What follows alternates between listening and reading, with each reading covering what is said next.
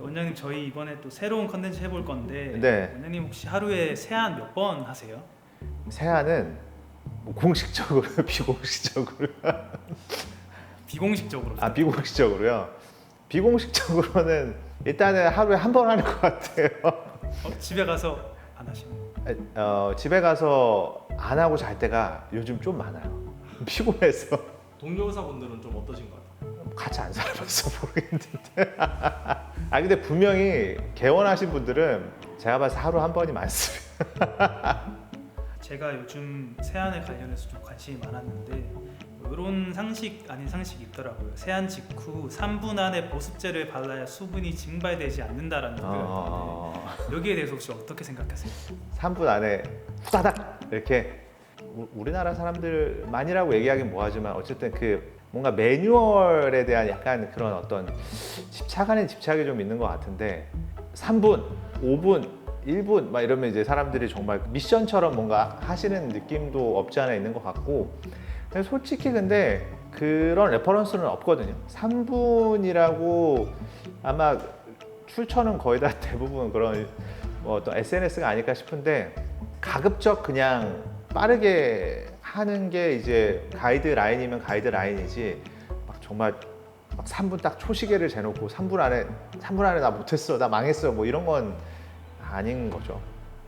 3분보다 더 빠르면 빠를수록 좋다. 그쵸. 사실 3분보다 빠르면 빠를수록 좋죠. 근데 그게 3분 안에 뭘 바르는 거였죠? 보습제. 보습제. 맞아요. 보습제면 그래요. 왜냐면 우리가 바를 때 스킨, 뭐 토너 이런 걸 바르잖아요. 그러니까 앞서서 발라야 되는 제품들이 있으니까 그런 걸 다 바르고 그 다음에 이제 보습제를 바르는 거죠. 근데 그렇게 따지고 보니까 대충 3분이 되겠네요. 그러면은 이거 보습제 같은 경우는 많이 바르면 좀 더 좋은 거예요? 너무 많이 바르면 오히려 그 자체가 자극이 돼서 우리 막 트러블 나고 막 이러거든요. 그러니까 우리 천연 보습제는 사실은 우리가 그렇게 극혐하는 피지거든요. 그러니까 우리가 피지 하면 되게 부정적인 이미지만 떠올리는데 우리가 사실은 피지를 대신해서 발라주는 게 보습제거든요. 보습 크림 이런 거. 근데 피지가 너무 과다하면 트러블이 나듯이 보습제도 너무 과다하면 트러블이 나요. 그래서 적당히 발라야 됩니다. 적당히 그 피지가 붕괴하는 분들은 보습제 안 발라도 되는 건가요? 실은 되게 예리한 질문이신데 회사에서 혹은 제품들이 막 이렇게 홍보를 하잖아요. 이거 되게 뭐 식물 추출이니 뭐니 해가지고 되게 자연 친화적인 물질이다 이렇게 하는데 결국엔 화학 제품이거든요. 그러니까 이거는 진짜 갑론을박이 있고 개인마다 생각이 다를 수 있는데 생각보다 많은 분들이 화학 제품은 가급적이면 하루에도 몇 번씩 뭐 이렇게 발라주는 것보다는 피부가 너무 건조하지 않는다면 그래서 한 번씩 건너뛰어 주잖아요. 그러면 피부가 좋아지는 분들도 제법 있어요. 보습제도 이제 바르고 이제 피지도 붕괴되면 너무 더 과다한 거 아니에요? 그렇죠. 너무 과다해질 수 있죠. 클렌저를 안 쓰면 상관없어요. 그러니까 이게 예를 들어서 물 세안만 하잖아요. 그러면 괜찮아요. 근데 막 클렌저를 하면 각질 날아가고 앞에 토너 쓰면 또 남아있는 노폐물 제거하면서 또 그 와중에 같이 각질이 날아가거든요. 그럼 무조건 건조해져요. 그러면 보습크림을 발라야 되는 게 맞아요. 그런데 만약에 나 오늘 진짜 물 세안만 할 거야. 그러면 거기다가 보습크림까지 바르는 거는 투머치가 되는 거죠.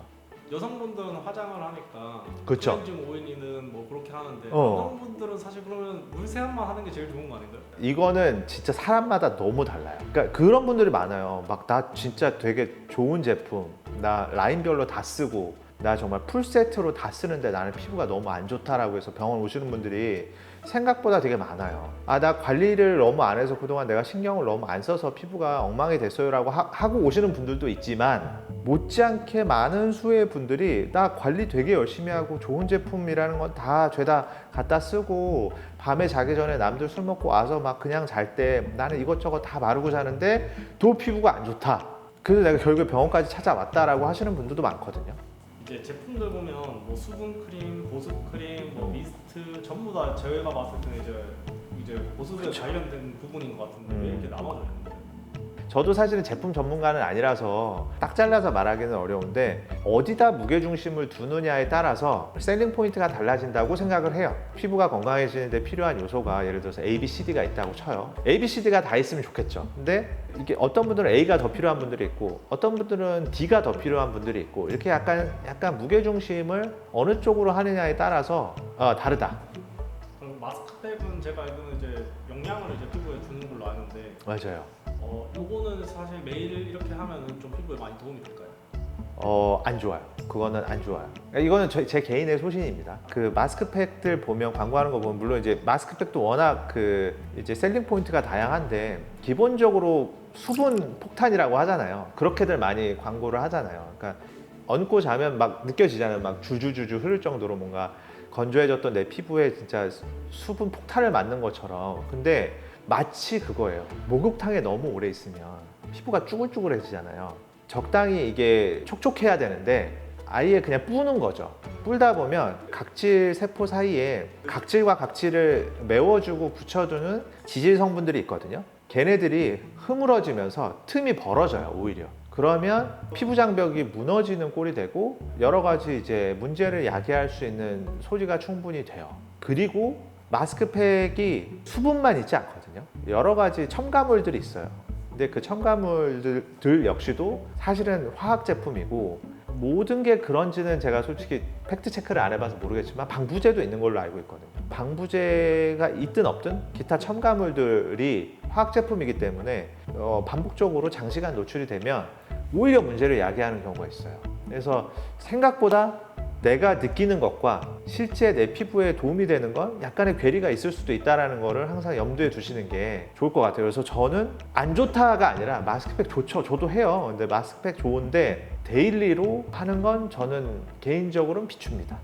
원장님은 뭐 성분표 이런 것까지 다 보시고 사시나요? 아니면은 좀 원장님도 저희랑 비슷하게 이제 유명한 제품 그냥 와이프가 주는 거예요.